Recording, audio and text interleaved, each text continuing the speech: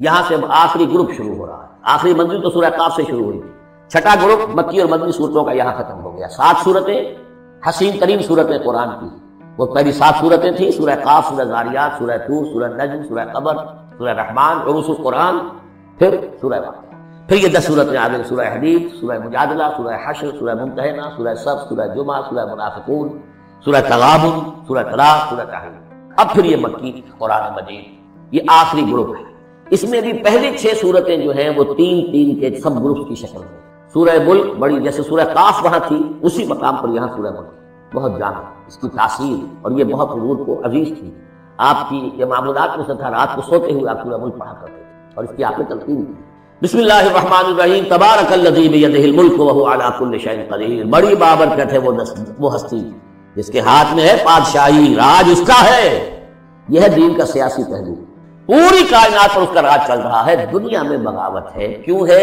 وہ اپنے ایمان کے دعوے داروں کا امتحان لینا چاہتا ہے بس. ورنہ سورج، چاند، گیلیکسیز، پوری کائنات اور خود ہمارے جسم کا ایک ایک ذرہ اس کے قانون کا پابند ہے، تابع ہے. ہمارا جسم ہمارے اختیار میں کہاں ہے؟ میں تنگ آ جاتا ہوں، 2 دن ہوتے ہیں یہاں سے طبیعت خراب ہو جاتی ہے، جب تک کہ وقت لگتا ہے کینچی لے کر بیٹھتا ہوں. اگر میں چاہوں تو یہاں بال نہ آئے، میرا جسم ہے، میرا تو اختیار ہے، تو آئیں گے. تو ہمارا جسم بھی جہاں اس کی فزیولوجی کا تعلق ہے، اس کے اناٹمی کا تعلق ہے، یہ سارا اللہ کے قانون کے تابع، میرے تابع تو نہیں. میں چاہوں میرا دل ذرا رک جائے، جب چاہوں میں اس کو سٹارٹ کر دوں، یہ تو نہیں ہوگا. جب بند ہوگا بند ہو جائے گا، میرے اختیار میں نہیں ہے. لیکن یہ کہ جو ہماری اختیاری زندگی ہے اس میں ہم نے طے کر لیا ہے کہ اللہ کی نہیں مانیں گے، اپنی مانیں گے، اپنی مانیں گے، اپنی بیویوں کی مانیں گے، اور جو بھی نظام ہے اس کے ساتھ وفاداری کریں گے، چاکری کریں گے، ان کی ملازمت کریں گے، ان کے رتھوں کے اندر ہم بیل بن کر جتیں گے تاکہ ہمیں عیش ملے، دنیا کے اندر ہمارے لیے مقامات ہوں، ہماری عیش. اللہ یہ ہے اصل میں امتحان. ورنہ بادشاہی یہاں اب بھی اسی کی ہے. یہ صرف ہلدی کی گانٹھ ہے جسے لے کر ہم پنساری بن کر بیٹھ گئے. میری مرضی، میرا خیال، میرا نظریہ یہ ہے. اور ہمارے نزدیک جو ہے طریقتکم المثلیٰ، ہمارے جو کلچر ہے، مثالی نظام جو ہم نے بنایا ہے، ہمیں اس کی حفاظت کرنی ہے. تبارک الذی بیدہ الملک وہو علی کل شیء قدیر. وہ ہر چیز پر قادر ہے. الذی خلق الموت والحیاۃ لیبلوکم ایکم احسن عملا. اب دیکھیے ہم نے حیات انسانی کا جو اب تک سمجھا ہے، جس کو کہ عمرو نے، جو کہ بہت بڑا شاعر ہے، اس نے اپنی بیوی سے خطاب کر کے کہا ہے حیات ثم موت ثم بعث حدیث و خرافات یا عمری. یہ کیا ہے؟ زندگی پھر موت پھر زندگی، یہ سب حدیث و خرافات معاذ اللہ. ہم نے بھی دیکھا پہلے کنتم امواتا فاحیاکم ثم یمیتکم ثم یحییکم ثم الیہ ترجعون. یہ وقفے کیوں ڈالے گئے؟ یہ موت کا وقفہ کیوں ڈال کر زندگی کا ایک حصہ نکال دیا علیحدہ؟ 30 40 50 60 سال یہ دنیا کی زندگی، پھر موت کا وقفہ. پلاٹنگ زندگی کا وقفہ ہے، یعنی آگے بڑھیں گے دم لے کر. کیوں؟ اس کی حکمت بتائی جو ہم پڑھائیں سورہ واقعہ میں. قدرنا بینکم الموت، تمہاری ہی زندگی کا تسلسل ہے جس میں ہم نے ایک وقفہ موت کا ڈال دیا. حیات لیبلوکم ایکم احسن عملا. یہ جو چند علیحدہ کیا ہے یہ اس لیے کہ تمہاری آزمائش ہو، امتحان، تمہیں جانچا جائے. وہ 3 گھنٹے کا امتحان ہوتا تھا جو دیتے تھے تم کبھی اسکولوں میں، اب یہ 30 برس کا سمجھ. اور واقعی 30 برس ہی ہوتے ہیں آدمی کے پاس. پہلی زندگی کے 20 25 برس ویسے گزر گئے، شعوری ابھی نہیں ہے. اور پھر ایک خاص عمر کے بعد جو ہے آگاہ ڈھیلے پڑ گئے، اور پھر یہ کہ کیلا یعلم من بعد علم شیئا. 30 نہیں ہوں گے، 40 بن جائیں گے آدمی. کام تو یہی ہوتا تھا. لیکن اس لیے ہے لیبلوکم ایکم احسن عملا، تاکہ تمہیں جانچے پرکھے دیکھے تم میں سے کون ہے اچھے عمل کرنے والا. اب دیکھیے علامہ اقبال کی جو نظم ہے زندگی کے موضوع پر، واقعہ یہ ہے بہت چوٹی کی چیز، بہت عمدہ. تو اسے پیمانہ امروز فردا سے نہ نام، جاویداں پہم دواں ہر دم جواں ہے. قلزم ہستی سے تو ابھرا ہے مانند حباب. جیسے سمندر میں ایک بلبلا سا ہوتا ہے، کتنی زندگی ہوتی ہے بلبلے کی. قلزم ہستی سے تو ابھرا ہے مانند حباب، اس نیا خانے میں تیرا امتحان ہے. خلق الموت والحیات لیبلوکم ایکم احسن. ہے کبھی جان اور کبھی تسلیم جان ہے زندگی. کبھی زندگی جان سے مترادف ہے، عبارت ہے. کبھی جان دینا اصل زندگی ہے. ولا تقولوا لمن يقتل في سبيل الله اموات بل احياء ولكن لا. ہے کبھی جان اور کبھی تسلیم جان ہے زندگی. اصل زندگی جو ہے وہ جان دے دینے سے آتی ہے. الذي خلق 7 سماوات طباقا، وہ اللہ جس نے بنائے 7 آسمان ایک دوسرے کے اوپر. آیات متشابہات میں سے ما ترى في خلق الرحمن من تفاوت، تم نہیں دیکھ پاؤ گے اللہ کی تخلیق میں کہیں کوئی فرق. اتنا محکم نظام، اتنا محکم. کیا کسی سائنسدان نے آج تک یہ بھی کہا کہ تخلیق میں یہاں نقص؟ کسی نے کہا. زوالوجی کی فیلڈ میں یا باٹنی کی فیلڈ میں یا کسی اور فیلڈ میں، جیولوجی کی فیلڈ میں، ایسٹرونومی کی، کسی نے کہا ہے ما تری فی خلق الرحمن من تفاوت فارجع البصر هل تری من فطور، پھر ذرا دوبارہ لوٹا لو اپنی نگاہ، دیکھ لو ہر میدان میں دیکھ لو، کہیں تمہیں کوئی رکھنا نظر آتا ہے؟ اگر یہ تخلیق کامل ہے تو کامل حقیقت میں کون ہے؟ اس کا خالق، اس کا باری، اس کا مصور، بس یہ نظر نہیں آتا۔ سائنسدان سب کچھ دیکھ رہے ہیں، ڈھونڈنے والا ستاروں کی گزرگاہوں کا اپنے افکار کی دنیا میں سفر کر رہا ہے۔ بڑے بڑے صاحب بصیرت اور بڑے بڑے عقل مند اپنی ناک تلے کے پتھر سے ٹھوکر کھاتے ہیں، دیکھ رہے ہیں ٹیلیسکوپ سے ٹھوکر کھا رہے ہیں وہاں جو سامنے پتھر پڑا ہوا ہے۔ یہ ہو رہا ہے آج ہمارے سپر جیل کا بسر کر رہا ہے، پھر لوٹاؤ ذرا اپنی نگاہ کو 2 مرتبہ اور، ینقلب الیک البصر خاسئا وہو حسیر، تمہاری نگاہ تھک ہار کر لوٹ آئے گی، تمہیں ہماری تخلیق میں کہیں کوئی رکھنا، کوئی دراڑ نہ لگے۔ وَلَقَدْ زَيَّنَّا السَّمَاءَ الدُّنْيَا بِمَصَابِيحَ وَجَعَلْنَاهَا رُجُومًا لِلشَّيَاطِينَ وَأَعْتَدْنَا لَهُمْ عَذَابَ السَّعِيرِ، اور ہم نے سب سے قریبی آسمان کو سجا دیا ہے چراغوں سے، یعنی زمین سے جو قریب ترین آسمان ہے، پہلا آسمان، اور ان چراغوں کو ہم نے بنا دیا ہے رجومًا للشیاطین، شیاطین جن جو ہیں وہ جو کوشش کرتے ہیں اس سے باہر نکل کر، اور وہ چاہتے ہیں کہ کچھ خبریں جو ہیں وہ فرشتوں سے چرا کر لے آئیں، تو ان کو کھدیڑنے کے لیے، ان کو اوپر سنگ باری کے لیے ہم نے یہ میزائلز رکھے ہیں۔ وَأَعْتَدْنَا لَهُمْ عَذَابَ السَّعِيرِ، اور ان کے لیے ہم نے تیار کر رکھا ہے جلا دینے والا عذاب۔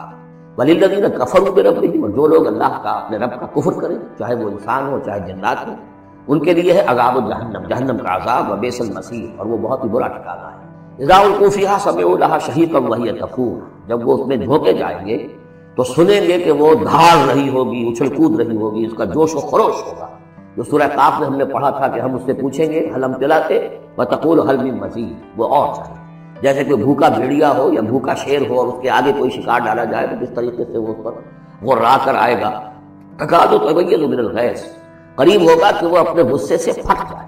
کلما القی فیہا فوج، جب کبھی بھی اس میں ایک فوج ڈالی جائے گی، یعنی یہ کہ ایک قوم کے بعد دوسری، دوسری کے بعد تیسری، وہ تو ہو رہا ہے، وہم یوزعون، ان کے درجہ بندی کی جائے گی، قوموں کا علیحدہ علیحدہ حساب ہوگا۔ سألہم خزنتہا، تو جو جہنم کے داروغہ ہے وہ ان سے کہیں گے الم یاتکم نذیر، کیا آپ کے پاس کوئی خبردار کرنے والے نہیں آیا؟ قالوا بلا، وہ کہیں گے آیا تھا، کیوں نہیں؟ قد جاءنا نذیر، ہمارے پاس خبردار کرنے والا آیا، فکذبنا، ہم نے انہیں جھٹلا دیا۔ وقلنا ما نزل اللہ من شیء، اور ہم نے کہا کوئی شے نہیں اتاری اللہ نے، یہ تم خامخواہ کہہ رہے ہو تم پر کوئی قرآن اترا ہے یا تورات اتری ہے۔ ان انتم الا فی ضلال کبیر، ہم نے اس سے بھی بڑھ کر کہا کہ تم تو خود کسی گمراہی میں ہو، کھلی گمراہی میں مبتلا ہو گئے ہو، تمہیں کوئی آسیب آ گیا ہے یا کچھ اور ہو گیا۔ وقالوا لو كنا نسمع او نعقل، اور انہوں نے کہا یا وہ کہیں گے کہ اگر ہم سنتے اور سوچتے، غور کرتے، عقل سے کام لیتے، ما كنا فی اصحاب السعیر، تو ہم نہ ہوتے اس جہنم والوں میں سے۔ فاعترفوا بذنبهم، پس انہوں نے اپنے اصل گناہ کا اعتراف کر دیا۔ یہ بہت اہم مقام ہے۔ اصل گناہ کیا تھا کہ ہم نے ان کی بات سنی تو ہم سنی کر دی، اس پر غور نہیں، اس لیے کہ ہم یہ آج پڑھ چکے ہیں ان السمع والبصر والفؤاد كل اولئک کان عنہ مسئولا، اللہ نے تمہیں یہ فیکلٹیز دی ہے تو اس لیے کہ استعمال کرو۔ ہم نے بند کر کے رکھ چھوڑی، ہماری ریت ہے، ہماری آباء و اجداد کی رسمیں ہیں، ہماری برادری کے یہ رواج ہیں، ہم اتنے عرصے سے ایک جماعت میں ہیں، اس جماعت کا یہ چلن ہے، جو بھی اس فرقے میں ہے، اس فرقے کا یہ معاملہ ہے، یہ ساری چیزیں جو ہے کہ نہ سوچنا، نہ غور کرنا، نہ سننا۔ فاعترفوا بذنبهم، اصل گناہ یہ ہے ان کا۔ فسحقا لاصحاب السعیر، تو دفع ہو جائیں گے، دھتکارے جائیں گے لوگ کہ جو جہنمی۔ اس کے برعکس ان الذین یخشون ربهم بالغیب، وہ لوگ جو اپنے رب سے ڈرتے رہے غیب میں، لہم مغفرۃ واجر کبیر، ان کے لیے مغفرت بھی ہے اور بہت بڑا اجر بھی۔ واسروا قولکم او اجہروا بہ، اور دیکھو چاہے تم اپنے قول کو چھپا کر بیان کرو یا بلند آوازی سے بیان کرو۔ انہ علیم بذات الصدور، وہ تو اس سے بھی واقف ہے جو تمہارے سینوں کے اندر مضمر ہے اور پنہاں ہے۔ الا یعلم من خلق، بڑی اہم آیت ہے یہ وہ حصے ہیں قرآن کے یہ کہ جن کو اس طریقے سے ازبر ہونا چاہیے اگر بات کرنا چاہتے ہیں، آپ دین کی خدمت کرنا چاہتے ہیں۔ کیا وہی نہ جانے گا جس نے پیدا کیا؟ ایک ایسی بات ہے کہ جس کا کوئی انکار کر ہی نہیں سکتا۔ گھڑی بنانے والے کو تو معلوم ہے میں نے اس میں کیا کیا پرزے رکھے ہوئے، مجھے نہیں معلوم، میں اس کا استعمال تو کر رہا ہوں، مجھے بتا دیا یہ بٹن دبا دیں یہ آن ہو جائے گا، لیکن یہ کہ جس نے بنایا ہے کیا اس سے چھپی ہوئی کوئی چیز ہے؟ الا یعلم من خلق وهو اللطیف الخبیر، اور وہ تو بہت باریک بین ہے، ہر شے کی خبر رکھتا ہے۔ هو الذی جعل لكم الارض ذلولا، اسی نے تمہارے لیے زمین کو بنا دیا ہے پست، تابع حکم، تمہارے قدموں میں بچھی ہوئی ہے زمین، جتنا چاہتے ہو اس کو تو رونتے ہو، پامال کرتے ہو۔ فامشوا فی مناکبہا، چلو پھرو اس کے کندھوں کے مابین، گویا کہ یہ بھی کوئی بہت بڑا ہاتھی ہو اس کے کندھوں کے مابین اتنی جگہ ہے، چل پھر رہے ہیں، جیسے چیونٹی کسی ہاتھی کے کندھوں کے درمیان چل رہی ہو تو وہ تو سمجھتی ہوگی کہ فٹ بال کا میچ کھیلنے کی جگہ مجھے مل گئی ہے. تو یہی حال ہمارا ہے, ہم جسے بہت وسیع سمجھتے ہیں کیا وہ ہم شوفی بنا کے بہا وکلوا من رزقہ, اور اسی کے رزق میں سے کھاؤ پیو, اسی زمین میں سے تمہارا رزق بھی برآمد ہو جائے گا. وإلیہ النشور, یہ یاد رکھو کہ پھر اللہ ہی کی طرف اٹھ جانا, یہ اٹھنا. آمنتم من فی السماء ان یخسف بکم الارض فإذا ہی تمور, کیا تمہیں کوئی خوف نہیں رہا؟ بالکل تم نچت ہو گئے ہو اس آسمان والے سے جو آسمان میں ہے, کہ وہ کہیں تمہیں زمین میں خسف نہ کر دے, دھسا نہ دے. فإذا ہی تمور, جبکہ وہ لرزے, زلزلہ آئے, شک ہو جائے اور تم چلے جاؤ. ام امنتم من فی السماء ان یرسل علیکم حاصبا, کیا تمہیں کوئی ڈر نہیں رہا کہ اللہ تعالیٰ جو ہے وہ آسمان والا تم پر بھیج دے کوئی ایسا جھکڑ تیز آندھی جس میں پتھر چلے آ رہے ہیں, جو بلٹ کا کام کرے اور میزائل کا کام کرے. فستعلمون کیف نذیر, پھر تمہیں معلوم ہو جائے گا کہ میرا خبردار کرنا کیسا تھا, کیا کر دیا. وَلَقَدْ كَذَّبَ الَّذِينَ مِن قَبْلِهِمْ, اور یقیناً جو ان سے پہلے تھے انہوں نے بھی جھٹلایا تھا. فَكَيْفَ كَانَ نَكِيرٌ, تو کیسا ہوا میرا ان کو پکڑنا اور میرا عذاب. أَوَلَمْ يَرَوْا إِلَى الطَّيْرِ فَوْقَهُمْ, کیا یہ دیکھتے نہیں پرندوں کو جو ان کے اوپر ہے. صَافَّاتٍ وَيَقْبِضْنَ, کبھی انہوں نے اپنے پر پھیلائے ہوتے ہیں, کبھی کو سکیرے ہوتے ہیں. مَا يَمْسِكُهُنَّ إِلَّا الرَّحْمَٰنُ, نہیں روکے ہوئے انہیں اس خزاں کے اندر مگر رحمان. إِنَّهُ بِكُلِّ شَيْءٍ بَصِيرٌ, یقیناً وہ ہر چیز کو دیکھ رہا ہے. یعنی جو قانون طبیعی ہے جس کے تحت وہ چل رہا ہے وہ تو اللہ کا بنایا ہوا ہے. امن ھذا الذی ھو جند لکم ینصرکم من دون الرحمن, بھلا وہ کون ہے جو تمہارا لشکر بن جائے اور تمہاری مدد کرے رحمان کے مقابلے میں. ان الکافرون الا فی غرور, نہیں ہے یہ کافر مگر دھوکے میں آ گئے, بہکاوے میں آ گئے. امن ھذا الذی یرزقکم من انفق رزقا, پھر بھلا کون ہے وہ جو تمہیں رزق دے سکے اگر اللہ اپنے رزق کے خزانوں کو روک دے. بل لجوا فی عتو ونفور, نہیں یہ لوگ اپنی شرارت میں اور نفرت میں بہت آگے بڑھ گئے. افمن یمشی مکبا, یہ آیت بہت اہم ہے حکمت قرآن کے اعتبار سے, فلسفے کے اعتبار سے. افمن یمشی مکبا علی وجهه اهدی امن یمشی سویا علی صراط مستقیم. دو انسانوں کا تصور کرو, ایک شخص وہ ہے کہ جو اوندھے منہ پیٹ کے بل گھسٹ رہا ہے, ایک وہ جو سیدھا کھڑا ہے سیدھے راستے پر چل رہا ہے. کون ہوگا زیادہ ہدایت پر؟ اس میں نقشہ طے کیا گیا ہے. جو لوگ حیوانی سطح پر زندگی بسر کر رہے ہیں صرف انسٹنکٹس کی وجہ سے زندہ ہے, پیٹ معاشی جدوجہد اسی کے لیے زندہ ہے, گھسٹ رہے ہیں. اور اس اوندھے پڑے وہ انسان کے معنی نہیں جنہیں آگے کا کچھ پتہ نہیں آگے کہاں جانا ہے, وہ تو ان کے انسٹنکٹ انہیں چلا رہے ہیں, بالکل اینیمل لیول کے اوپر زندگی گزار رہے ہیں. اوندھے منہ, انہیں کیا نظر آئے گا راستہ کون سا ہے کدھر جانا ہے. ایک شخص کھڑا ہے سیدھا, اپنی منزل اس نے معین کر لی ہے. یہ بالکل وہی فلسفہ ہے جو سورہ حج میں آ چکا ہے. انسان حقیقت میں وہی انسان ہے جس نے اپنا کوئی آدرش, کوئی نصب العین, کوئی مقصد, کوئی آئیڈیل زندگی میں بغیر کسی نصب العین زندگی گزار رہا ہے. اینیمل اولئک الانعام بل هم اضل, حیوانات جو ہیں یہ چوپائے, ان کی زندگی کا کوئی مقصد نہیں ہے. وہ تو اللہ نے ہمارے کام کے لیے پیدا کر دیا. آپ ان کاٹوں گوشت کھائیں اور ان کی چمڑوں سے جوتیاں بنائیں اور جی رہے وہ خالص انسٹنکٹ کے اوپر, ان کی جبلت ہے, صرف جبلت کے تحت ہے. انسان صرف حیوان نہیں ہے, اس میں کچھ اور ہے اور اس کے لیے کوئی آئیڈیل ہے. ضعف الطالب والمطلوب, جتنا اونچا آئیڈیل ہوگا اتنا ہی اونچا انسان جائے گا, لیکن جس کا کوئی سرے سے آئیڈیل نہیں وہ نرا حیوان. آخر چوپائے بھی تو اسی طرح چلتے ہیں. افمن یمشی مکبا علی وجهه اهدی امن یمشی سویا علی صراط مستقیم, سیدھا راستہ اور اس کی منزل معین ہے, مجھے ادھر جانا ہے. دنیا میں ہماری منزل اقامت دین, حقیقت میں زندگی کی منزل آخرت, رضا الہی کا حصول. قل هو الذی انشأکم وجعل لکم السمع والابصار والافئدہ, کہہ دیجئے وہی ہے جس نے تمہیں انشاء اٹھانا, تمہیں بنایا بڑھایا, وجعل لکم السمع والابصار والافئدہ, تمہیں کان دیے, آنکھیں دی اور دل دیے یا عقل دی. عام طور پر قرآن میں سمع پہلے کیوں آتا ہے اور بصار بعد میں کیوں آتا ہے؟ انسانی علم کا جب آپ جائزہ لیں گے تو اس میں پہلا حصہ ہوتا ہے جو پہلی نسلوں نے علم حاصل کیا ہوا ہے اس کو آپ اخذ کرتے ہیں اپنی سماعت سے. آپ سنتے ہیں, کلاس میں لیکچر ہو رہا ہے, پروفیسر لیکچر دے رہا ہے, جو کچھ ہوا ہے پہلے وہ آپ نے پچھلی نسلوں کا جو بھی ذخیرہ معلومات ہے وہ جمع کیا, اب آپ نے آبزرو کیا, کچھ اور معلومات حاصل کی, کچھ نئی حقیقتیں آپ پر منکشف ہوئیں اور پھر آپ نے اس کو جوڑا, ایک قدم آگے گیا. ان السمع والبصر والفؤاد كل اولئک كان عنہ مسئول قلیلا ما تشکرون, بہت کم ہی شکر ہے جو تم کرتے ہو. قل هو الذی ذراکم فی الارض والیہ تحشرون, کہہ دیجیے اسی نے تمہیں پھیلا دیا ہے زمین میں اور اسی کی طرف تم اکٹھے کر دیے جاؤ گے, جمع کر دیے جاؤ گے. وَيَقُولُونَ مَتَىٰ هَٰذَا الْوَعْدُ إِن كُنتُمْ صَادِقِينَ, وہ کہتے کب ہوگا یہ وعدہ, کب پورا ہوگا, اگر تم سچے ہو تو بتاؤ. قُلْ إِنَّمَا الْعِلْمُ عِندَ اللَّهِ, کہہ دیجیے کہ اس کا علم اللہ کے پاس. آخرت کب آئے گی؟ وَاللَّهُ عِندَهُ عِلْمُ السَّاعَةِ, اللہ کے پاس اس کا علم ہے. وَإِنَّمَا أَنَا نَذِيرٌ مُّبِينٌ, اور میں تو بس صرف ایک واضح اور صاف صاف ڈرا دینے والا ہوں, اس کے سوا میری ذمہ داری کوئی نہیں. فَلَمَّا رَأَوْهُ زُلْفَةً, پھر جب وہ دیکھیں گے اس کو قریب آ گئی, سیئت وجوہ الذین کفروا, تو ان کے چہروں کے حلیے بگڑ جائیں گے, برے ہو جائیں گے ان کے چہرے ان کافروں کے. وقیل ھذا الذی کنتم بہ تدعون، اور کہا جائے گا یہ ہے وہ جس کو تم مطالبہ کرتے تھے کہ لاؤ لے آؤ جلدی سے۔ قل ارأیتم ان اہلکنی اللہ ومن معی او رحمنا فمن یجیر الکافرین من عذاب مہین، اے نبی سے کہیے دیکھو اگر مجھے میرا اللہ ہلاک کر دے یا اور جو میرے ساتھ ہیں ان سب کو بھی ہلاک کر دے یا اللہ تعالی ہم پر رحم فرمائے، سوال یہ ہے کہ تمہیں کون بچائے گا، کافروں کو کون بچائے گا عذاب علیم سے؟ ہمارا جو بھی ہو ہم ناکام رہ جائیں، تمہارے نزدیک ناکام ہو گئے، ہمارے نزدیک تو کوئی ناکامی ہے ہی نہیں۔ حل تربصون بنا الا احدى الحسنیین، دو اعلیٰ صورتیں ہیں، ان میں سے تیسری کو صورت ہے ہی نہیں۔ یا ہمارا رب ہمیں سب کو جام شہادت نوش کروا دے، کامیابی سب سے بڑی کامیابی تو یہی ہے، اور کامیاب ہو کر اگر واپس آ گئے تو تم بھی تو ہو گئے کامیاب۔ لیکن تم سوچو کہ کافروں کو کون بچائے گا دردناک عذاب سے؟ قل هو الرحمن آمنا به، کہہ دیجیے وہ رحمان ہے، اس پر ہم تو ایمان لا چکے ہیں، وعلیہ توکلنا، اور اسی پر ہمارا توکل۔ نوٹ کریے یہ صورت جو ہے بالکل ابتدائی زمانے کی صورت ہے، ابھی سمجھیے کہ یہ ابتدائی رد و قضا ہے، جس کی آخری شکلیں وہ ہے جو سورہ انعام اور سورہ اعراف اور سورہ یونس اور سورہ ہود میں ہم دیکھا ہے۔ فَسَتَعْلَمُونَ مَنْ هُوَ فِي ضَلَالٍ مُبِينٍ، تو ان قریب تمہیں معلوم ہو جائے گا کہ کھلی گمراہی میں کون تھا، ہم تھے یا تم تھے۔ قُلْ أَرَأَيْتُمْ إِنْ أَصْبَحَ مَاؤُكُمْ غَوْرًا، ذرا ایک بات پر اور غور کرو، اگر تمہارا یہ پانی جو زمین کا ہے وہ نیچے اتر جائے، کبھی کبھی ایک دم بہت جو ہے ایک الارم ہو جاتا ہے کہ پانی کی سطح نیچے جا رہی ہے، بارشیں کم ہوئی ہیں، پانی کی سطح نیچے جا رہی ہے، کہاں سے لائیں گے پانی؟ وہ تو پھر بھی ابھی ایک حد تک ہی نیچے جاتی ہے، یہ پانی اور نیچے چلا جائے۔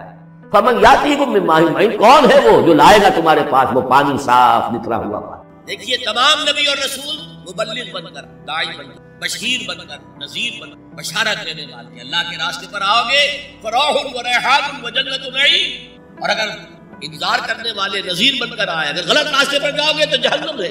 حضور بھی یا ایھا النبی انا ارسلناک شاہدا و مبشرا و نذیرا و داعیا الی اللہ باذنہ و سراجا، یہ جو 5 حیثیتیں ہیں یہ مشترک ہے حضور میں اور تمام انبیاء میں، اگرچہ ہر حیثیت میں حضور کی اپنی شان ہے، اس میں کوئی دوسرا نبی ان کے قریب نہیں آ سکتا۔ لیکن نوٹ کی یہ آیت جو میں اس وقت آپ کے سامنے رکھا جس کے لیے نصرت مطلوب تھی، آؤ میرا ہاتھ بٹاؤ، یہ قرآن میں 3 دفعہ آئی ہے محمد اور کسی کے لیے۔ ابراہیم کی نسبتیں دیکھیے، 3 نسبتیں ہیں کتنی اعلیٰ بلند، خلیل اللہ ہے، واتخذ اللہ ابراہیم خلیلا، ابو الانبیاء ہے، سینکڑوں رسول اور نبی کی اولاد میں، حضرت اسحاق کی اولاد سے وہ جو prophets of the old testament کی کتابیں جو ہیں صحیفے ہیں، پھر حضرت اسماعیل کے اولاد میں، مدیان کی اولاد میں حضرت شعیب۔ یہ بہت کم لوگوں کو معلوم ہے کہ حضرت ابراہیم کی ایک تیسری ہاجرہ جو مصر کے بادشاہ کی، پھر کریش کے مصر کے بادشاہ نے، ان سے اللہ نے بیٹا دیا اس کو۔ سارا جو حضرت ابراہیم کے اپنے خاندان سے تھی، بانجھ تھی، ساری عمر اولاد نہیں ہوئی، بڑھاپے میں اللہ نے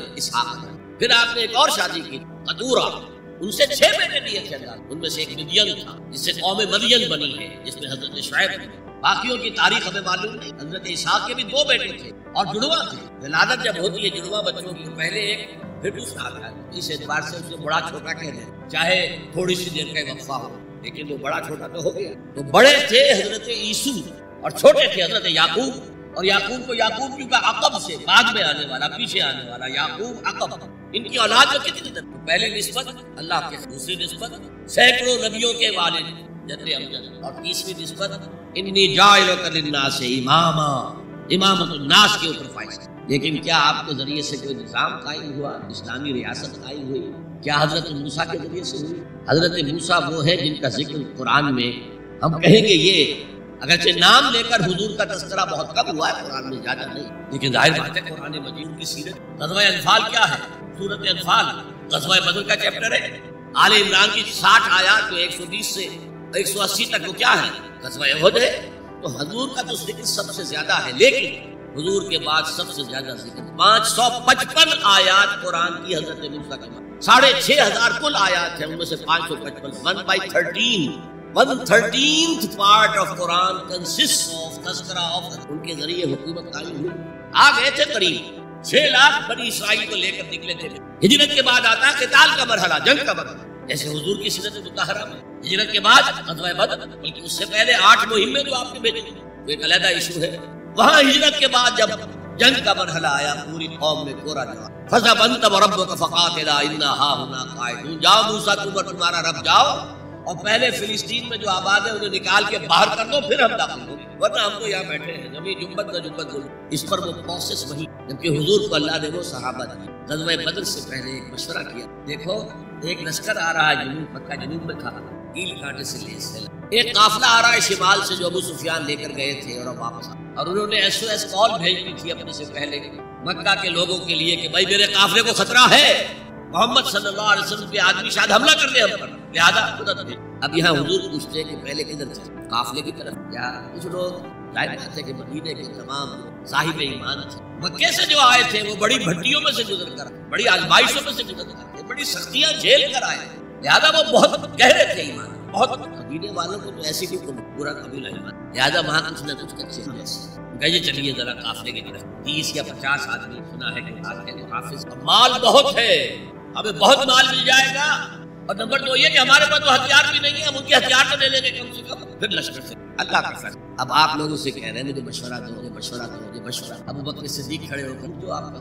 آپ سب، حضرت عمر نے تقریر کی، آپ سب جو آپ کا ہوا ہمارا۔ حضرت مقداد ابن الاسود حضور ہمیں موسیٰ کے ساتھیوں پر قیاس نہ کیجئے جنہوں نے کہہ دیا تھا فَاذْهَبْ أَنْتَ وَرَبُّكَ فَقَاتِلَا إِنَّا هَاهُنَا قَاعِدُونَ۔ ہم موسیٰ کے ساتھی نہیں، یہ محمد کے صحابی ہیں صلی اللہ علیہ وسلم، جو آپ کا ارادہ ہو بسم اللہ کیجئے۔ کیا عجب کہ اللہ تعالیٰ ہمارے ذریعے آپ کی آنکھوں کو ٹھنڈک کی۔ تو میں نے صرف اس واقعے کے حوالے سے، وہاں کیا تھا 6 لاکھ تھے افراد، ان میں بوڑھے بھی تھے، تو 1 لاکھ تو ہوں گے جنگ کرنے کے قابل، اور نیچے آ جائیے 50,000 تو ہوں گے، 12 میں 1 تو ہوگا، صرف 2 آدمی، یوشع ابن نون اور کالب بن یفن۔ یوشع تو پھر بعد میں حضرت موسیٰ کے نبی ہوئے، جوشوا کہتے ہیں بائبل، لیکن یوشع ابن نون 2 آدمی، لہذا پروسیس میں حضرت موسیٰ علیہ السلام کی حکومت اسلامی ریاست قائم ہوئی۔ حضرت عیسیٰ کا تو سوال ہے، 3 سال آپ لوگ یہودی علماء جو ہے جان کے انہیں سب سے پہلے تو ولد الزنا کہا گیا، مریم پر تہمت لگائی گئی، اور پھر یہ کہ ان کو جادوگر کہا گیا، یہ مجھے کیا دکھا رہا ہے، یہ شیطان بالغول جو ہے اس کی مدد سے دکھا رہا ہے، یہ سارے شعبے ہیں، جادو ہے، اور جادو کفر ہے، لہذا یہ کافر ہو گیا، مرتد ہو گیا، ایسے سولی چڑھا دو۔ تو نظام کیا قائم ہونا تھا؟ ریاست عیسائیوں کے مطابق، یہودیوں کے مطابق سولی چڑھ گئی، عیسائیوں کے مطابق ہے کہ بعد میں اتار لیا گیا اور ایک جگہ رکھا گیا تو وہاں پر زندہ ہو کر پھر آ۔ اور ہمارا جو قرآن مجید نے جو ہمیں بتایا اور تفصیل ہمیں انجیل برنباس نے دی، وہ یہ ہے کہ وہ نہیں، وہ تو پہلے ہی آسمان پر گئے تھے، گرفتار ہوئے ہی نہیں۔ جس ان کے حواری نے غداری کی تھی، یوڈاس اسکریوٹ، اس کو اللہ تعالیٰ نے اس کی شکل کو ولیکن شبہ لہ، مشابہ بنا دیا حضرت کے، وہی بدبخت گرفتار ہوا اور کیفر کردار کو پہنچا، سولی پر چڑھا جسے چڑھنا ہی چاہیے، غداری کی تھی۔ بہرحال میں کہہ رہا تھا کہ یہ کام انذار، تبشیر، واعظ، نصیحت، تعلیم، تبلیغ، تربیت، تزکیہ، یہ سب رسولوں نے کیا، حضور نے بھی کیا، لیکن یہ معاملہ صرف محمد کے لیے ہے صلی اللہ علیہ وسلم، اور 3 دفعہ آیا، کسی اور نبی اور رسول کے لیے 1 دفعہ بھی آیا کہ ان کا فرض منصبی ہے دین کو غالب کرنا، صرف تبلیغ نہیں، غالب۔ یہ تھا وہ مشن جس میں آپ کو نصرت، نہ ہی تم میں سے کوئی کسی دوسرے کی غیبت کرے۔ اب غیبت کیا ہے؟ کسی شخص کی غیر موجودگی میں اس کی کوئی برائی بیان کرنا، یہ غیبت ہے، یہ ہے اس کی ٹیکنیکل ڈیفینیشن۔ لیکن یہاں بھی جان لیجئے ہر غیبت غلط نہیں ہے۔ بس اوقات ایسا ہوتا ہے کہ آپ کا کوئی بھائی ہے، وہ کہیں رشتہ کرنا چاہ رہا ہے اور وہاں کے بارے میں آپ کے پاس کوئی معلومات ہے ایسی جو اس بیچارے کے علم میں نہیں ہے، اور آپ اسے بتاتے ہیں کہ بھائی وہاں یہ معاملہ ہے، ذرا سوچ لو۔ تو اس میں در حقیقت غیبت نہیں ہے، بلکہ یہ اپنے اس بھائی کو کسی برائی سے بچانے کی کوشش، اس میں اس کے ساتھ نصح اور خیر خواہی کا جذبہ ہے، نہ کہ ان کو بدنام کرنے کا جذبہ۔ اگر کوئی سبب ہے ہی نہیں اور آپ بیان کر رہے ہیں تو یہ غیبت ہے، لیکن اگر معاملہ اس طرح کا ہے تو ظاہر بات ہے۔ اسی طریقے سے کوئی کسی قوم کے رہنما ہے اور بڑی شخصیتیں ہیں، اب ان کے بارے میں یہ ہے کہ پبلک میں اگر آپ کو ان پر تنقید کرنی پڑے تو اس کے اندر بھی دیکھا جائے گا کہ وہاں اس کا ہونا ضروری نہیں ہے، وہ تنقید جو ہے آپ ملک اور قوم کی مصلحت میں کر رہے ہیں۔ تو گویا کہ اس طریقے سے غیبت کی ہر شکل جو ہے وہ حرام نہیں ہے۔ البتہ ایک خیال لوگوں کو بڑا غلط ہے، وہ میں ایک حدیث کے حوالے سے اس کا اطلاع کر دینا چاہتا ہوں۔ یہ حضور سے سوال کیا گیا کہ پوچھا گیا کہ غیبت کیا ہے۔ یہ حدیث ہے، مسلم شریف میں بھی ہے، ابو داؤد میں بھی ہے، ترمذی میں ہے، نسائی میں ہے، یہ حضرت ابو ہریرہ رضی اللہ تعالی عنہ سے، اور امام مالک نے ایسی ایک حدیث جو ہے موطا میں مطلب بن عبداللہ سے جو ہے روایت کی۔ حضور سے پوچھا گیا کہ غیبت کیا ہے، آپ نے فرمایا ذکروں کا اخاک بما یکرہ، تمہارا اپنے بھائی کا تذکرہ کرنا کسی ایسے اعتبار سے جو اسے ناپسند ہو۔ اگر اس کے سامنے کرو تو اسے ناپسند ہوگا، اس کے علم میں آئے گا کہ میرے بارے میں یہ بات کہی گئی ہے تو اسے ناپسند ہوگا، ایسی بات کا اس کی غیر موجودگی میں بیان کرنا۔ اب قیلا کہا گیا، سوال کیا گیا افرأیت کہ حضور آپ ذرا غور کیجئے ان کان فی اخی ما اقول، اگر میرے بھائی میں وہ شے واقعتاً موجود ہے جو میں کہہ رہا ہوں تو کیا اس صورت میں بھی غیبت ہوگی؟ قال، فرمایا حضور نے، غور سے سنیے، ان کان فیہ ما تقول فقد اغتبت، اگر تو اس میں وہ برائی ہے جو تم کہہ رہے ہو تو تم نے غیبت کی، وَإِن لَمْ يَكُنْ فِيهِ، اور اگر نہیں ہے اس میں وہ شے اور تم پھر بھی کہہ رہے ہو ما تقول فقد بہتہ، تو تم نے اس پر بہتان لگایا، یہ تو دوہرا جرم ہو گیا، اس میں کوئی خرابی نہیں ہے، برائی نہیں ہے اور آپ بیان کر رہے ہیں، تو یہ تو بہتان ہے۔ البتہ کسی میں کوئی برائی ہے، خرابی ہے، نقص ہے، تو یہ در حقیقت جو ہے آپ کا اس کی غیر موجودگی میں بیان کرنا، یہ غیبت ہے۔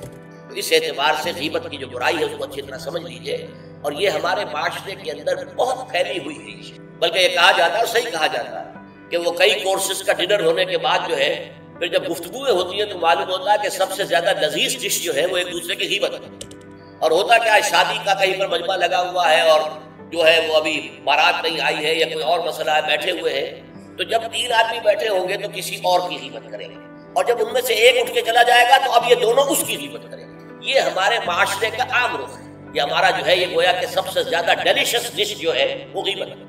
تو اس کے لیے شدت کے ساتھ روکا گیا، اور اس کے لیے جو پھر تمثیل دی گئی، اَيُحِبُّ أَحَدُكُمْ أَن يَأْكُلَ لَحْمَ أَخِيهِ مَيْتًا فَكَرِهْتُمُوهُ، کیا تم میں سے کوئی شخص سے پسند کرے گا کہ وہ اپنے مردہ بھائی کا گوشت کھائے؟ تو اس پر تو تمہیں گھن آ گئی، تمہیں بہت برا لگا، کوئی شخص گوارا کرے گا کہ اپنے مردہ بھائی کا گوشت کھائے؟ لیکن سوچئے کہ ایسی تمثیل کیوں دی گئی؟ یہ اللہ کا کلام ہے، بغیر کسی ربط کے۔ تمثیل اور تشبیہ جو ہوتی ہے کسی ربط کی بنیاد پر ہوتی ہے نا، ورنہ تشبیہ اور تمثیل کا فائدہ کیا ہوگا؟ ربط کیا ہے؟ جیسے ایک مردہ اپنے دفاع پر کے قابل نہیں ہے، آپ ادھر سے بوٹی کاٹ لیجیے، ادھر سے بوٹی کاٹ لیجیے، بڑا مردہ ہے، آپ پوری اختیار کے ساتھ جہاں سے چاہے اس کی بوٹی اڑا لیں۔ اگر وہ زندہ ہو تو ہاتھ لگانے دے گا آپ کو جسم کے اپنے کسی حصے میں۔ بعین ہی یہ معاملہ ہے، آپ کا بھائی موجود نہیں ہے اور آپ اس کی عزت پر حملہ کر رہے ہیں، مانوی شخصیت پر حملہ ہے۔ اس جسم کی نسبت مانوی شخصیت زیادہ قیمتی ہے، زیادہ اہم ہے، آپ اس کی مانوی شخصیت پر، اس کی عزت پر حملہ کر رہے ہیں، اور وہ قادر نہیں ہے دفاع کرنے پر۔ اگر وہ ہوتا بات کرتے، اور یہ چیز پسندیدہ ہے، اگر آپ پبلک کے اندر اس کے منہ پر کہیں بات تو معلوم ہوگا، بلکہ اس میں جو پسندیدہ ترین بات ہے وہ یہ ہے کہ کسی بھائی کا کوئی عیب ہے، علیحدگی میں جا کر بتاؤ، بھائی تمہارے اندر مجھے یہ نقص نظر آ رہا ہے، برا نہ ماننا، میں نے تمہاری اصلاح کے لیے کہا ہے، مجھے تم سے کوئی قد نہیں ہے، دشمنی نہیں۔ یہ نہایت پسندیدہ بات ہے، اس کو کہا گیا المسلم مرآۃ المسلم، ایک مسلمان دوسرے مسلمان کے لیے آئینے کے مانند، جیسے آپ آئینہ دیکھتے دیکھتے رہے یہاں کوئی داغ لگا ہوا ہے، دھبا لگا ہوا ہے، آپ اسے دھو دیتے، ہٹا دیتے، اسی طریقے سے ایک مسلمان کو اپنے مسلمان بھائی کے لیے آئینے کے مانند ہونا چاہیے کہ وہ اسے اس کی خرابیوں پر، اس کی برائیوں پر مطلع کرے، لیکن یہ اطلاع جو ہے یہ ہوگی خلوص کی بنیاد پر، خیر خواہی کی بنیاد پر، اسے ذلیل کرنے کے لیے نہیں، اسے بدنام کرنے کے لیے نہیں، بلکہ یہ کہ اس کے سامنے علیحدگی میں تنہائی میں بات کی جائے، البتہ اس کی غیر موجودگی میں بات کی جائے، وہ غیبت ہے،